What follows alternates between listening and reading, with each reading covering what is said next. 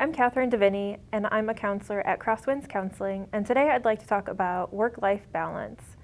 So usually one of the first things I do with my clients is break down the word balance, and we talk about that a little bit. I believe balance has this negative connotation to it, and it implies that things have to be equal.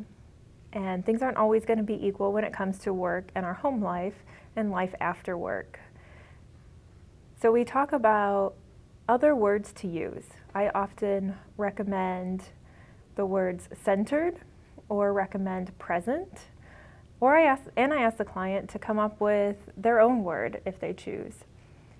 So then we talk about that and kind of give it a positive spin.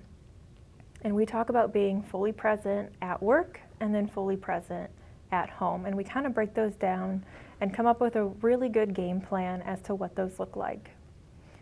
So for work, we walk through coming up with manageable goals and reasonable goals, things that you'll actually do and be able to attain so that you feel good about that as well.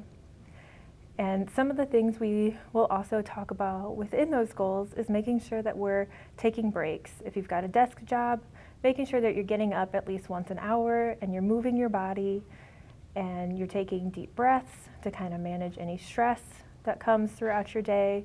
You're eating healthy, things like that. Assertive communication as well, making sure that you ask for what you need when it comes to work and just have really good boundaries and you're really focused at work. And being present so that you're not so worried about all the things that you have to do maybe at the end of the day or when you get home or all the errands you have to run, anything like that. So we break down what you do at work. And then we break down what home life or life after work looks like for you. Some of the same kind of things, again, set goals, things that are reasonable, things that you can actually attain. Still want to move our body, we still want to eat healthy, things like that. We still want to be present. So we talk about what are some practical ways that you can be present at home. Unplugging from work emails and phone calls, unplugging from social media, things like that.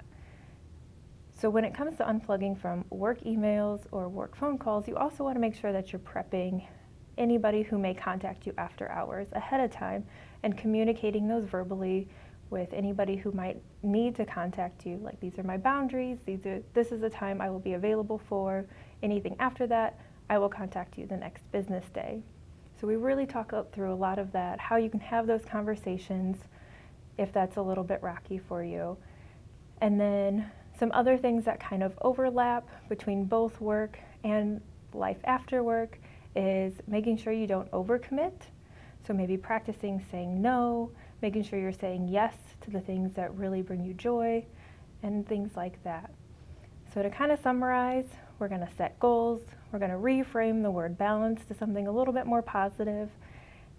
We're going to also make sure we're eating healthy, we are exercising, moving our body, and that we are also coming up with ways for productive rest so that we're ready for the next day or the next week.